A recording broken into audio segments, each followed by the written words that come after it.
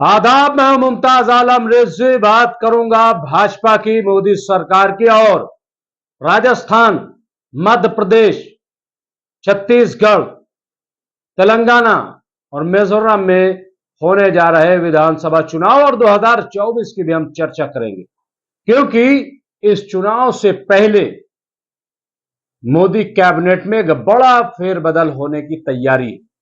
खबर पक्की है, 3 जुलाई का वक्त है। शायद कल मोदी कैबिनेट में बड़ा फेरबदल हो जाए।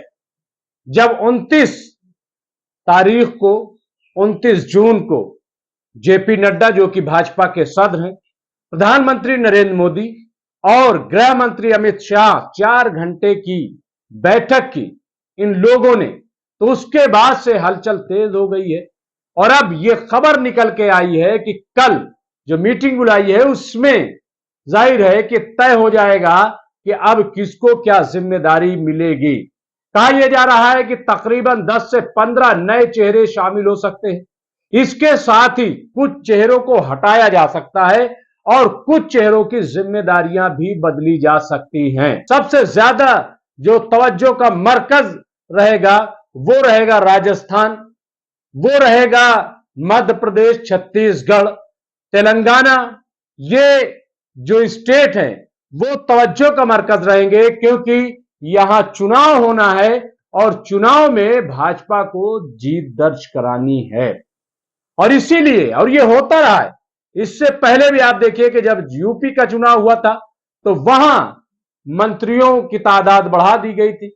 इसके साथ ही जब गुजरात में चुनाव हुआ था तो वहां भी तादाद बढ़ाई गई थी।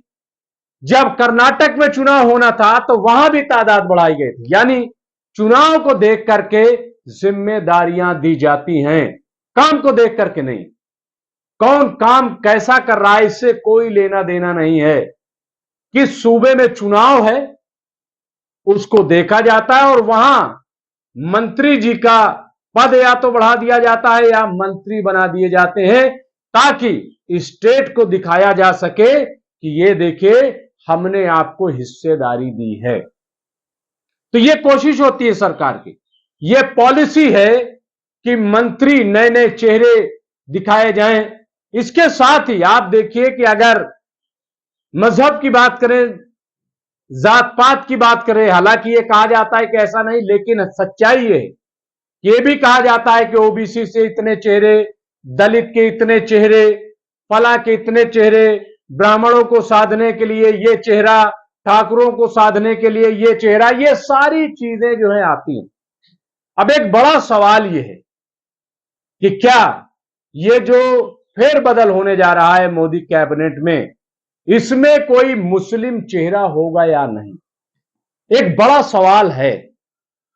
सवाल इसलिए है कि इस वक्त मोदी कैबिनेट में कोई भी मुस्लिम चेहरा नहीं, कोई भी केंद्रीय मंत्री का दर्जा नहीं है। हालांकि भाजपा कह रही है कि पसमानदा मुसलमानों को हम साथ लाएंगे, मुसलमानों को हम बड़ा इंसाफ देने की बात कर रहे हैं। ट्रिपल तलाक की बात मोदी जी करते हैं। वो मिस्र गए और मस्जिद में जाकर उन्होंने सजदा कर लिया। जाहिर है ये तमाम चीजें आप देखिए कि है। अब सजदा से मुराद वो नहीं है, आप समझ लीजिए कि वहां जाकर के उन्होंने नमाज पढ़ी, मतलब वहां गए, लोगों से मिले, लोगों का अभिवादन किया, तो ये सारी दुनिया ने देखा।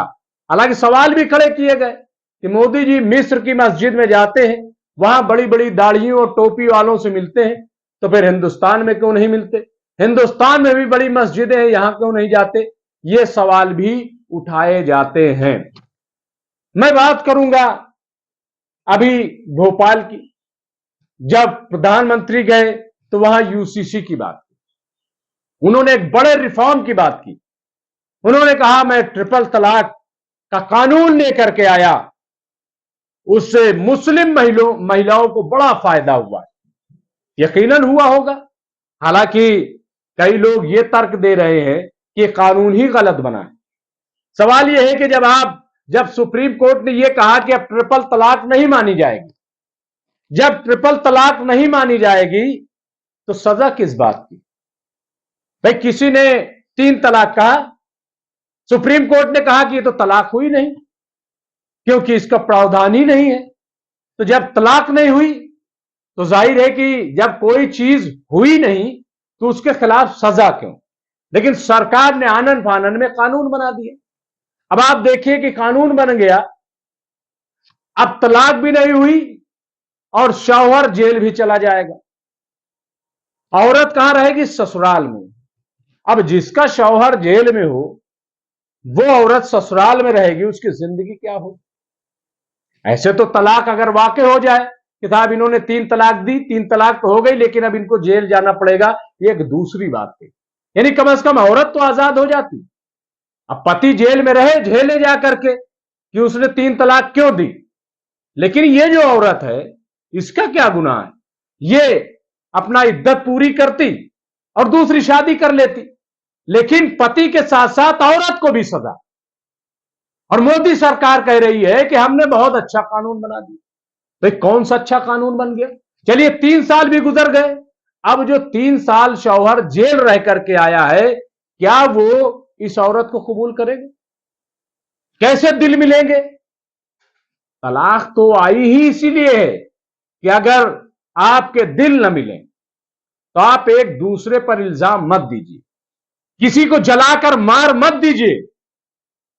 इस्लाम ने कहा कि आप अपनी मर्जी से जैसे निकाह करते हैं गवाहों के साथ, आप अपनी मर्जी से तलाक भी ले लीजिए, आजाद हो जाइए, अपनी अलग अलग जिंदगी गुजारिए। शौहर को भी बाद में इख्तियार है कि शादी करे और औरत को भी इख्तियार है कि दूसरी शादी करे।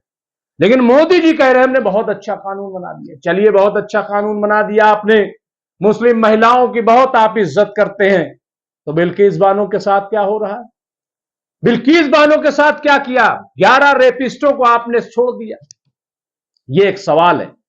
तो बहरहाल ये जो बातें बार बार पसमानदा मुसलमान, मोदी जी मैं आपसे जानना चाहता हूं कि जब आप चुनाव को देख करके स्टेट में मंत्री बनाते हैं, ब्राह्मण देखते हैं आप, ठाकुर देखते हैं आप, दलित देखते हैं आप, ये तमाम चीजें आप देखते हैं और उनको साधने की कोशिश, आदिवासी आप देखते हैं। जब आपने राष्ट्रपति बनाया एक आदिवासी को तो इसका बहुत शोर मचाया गया। ठीक है आप मनाइए, अच्छी बात है आप आदिवासियों को, लेकिन मणिपुर जल रहा है मोदी जी, आप एक जबान नहीं बोले। 3 महीने हो गए हैं आपकी जबान से एक लफ्ज नहीं निकला, तो ये क्या है? इसके बावजूद मैं कह रहा हूं 25 से 30 करोड़ मुसलमान हिंदुस्तान में, पसमानदा अगर मुसलमानों की बात कर ले तो 20 करोड़ तो कम से कम पसमानदा मुसलमान होंगे, 22 करोड़।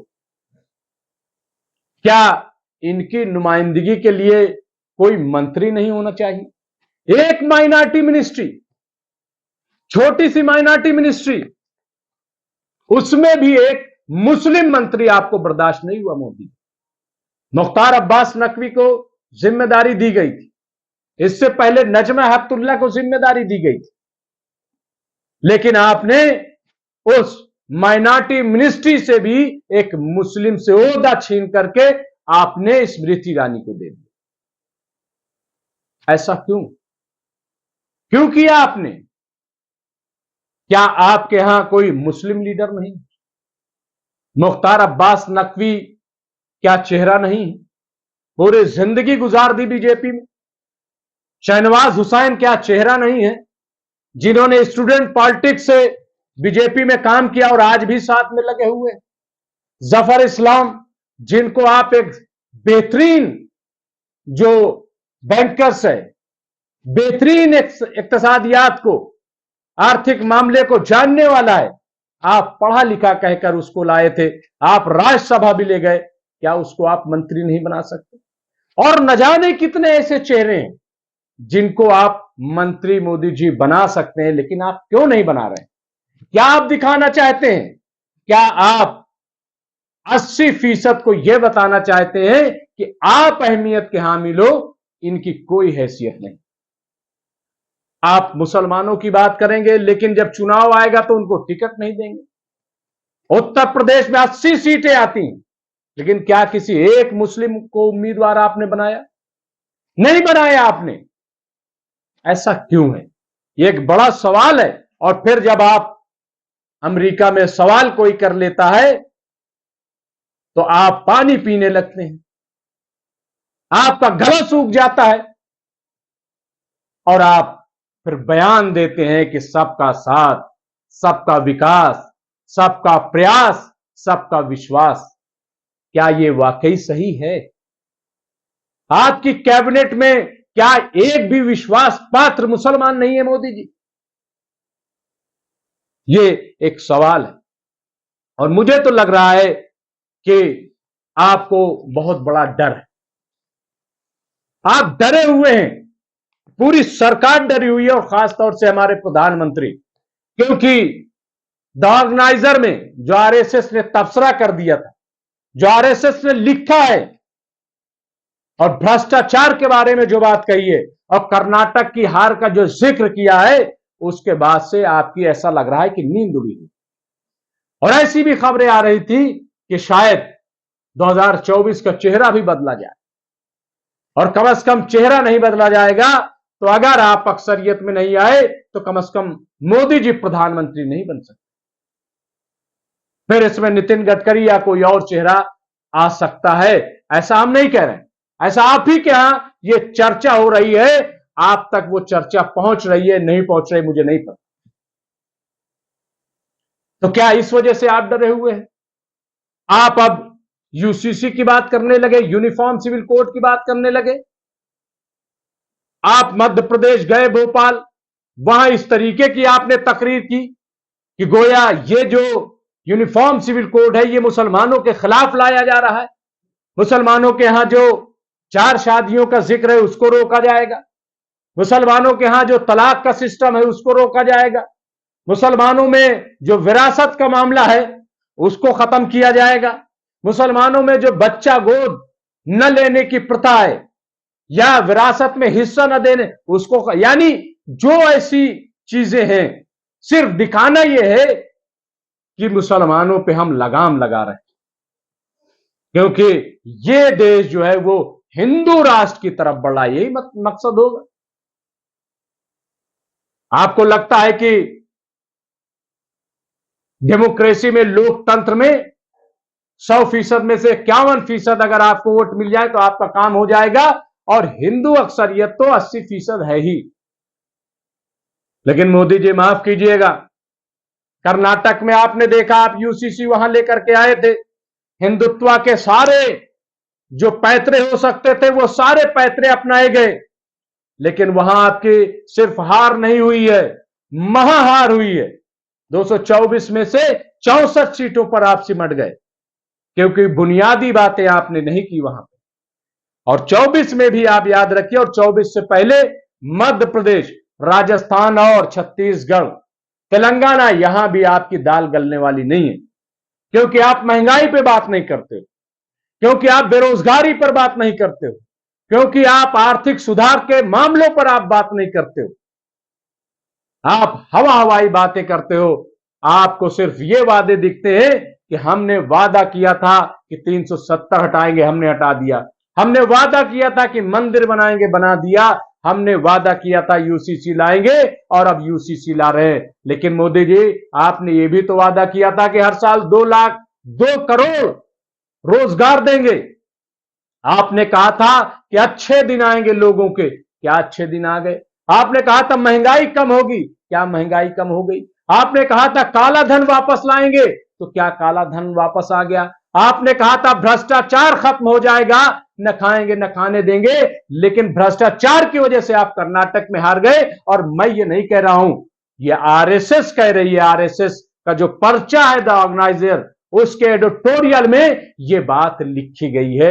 मैं इसलिए कह रहा हूं, ये तमाम सिचुएशन है और इसलिए मुझे लग रहा है कि आप डरे हुए।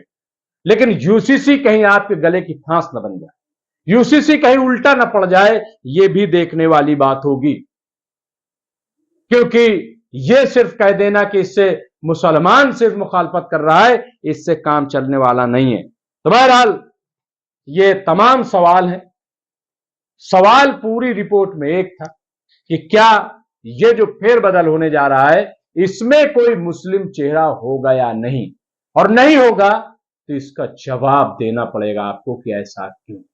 बहुत बहुत शुक्रिया।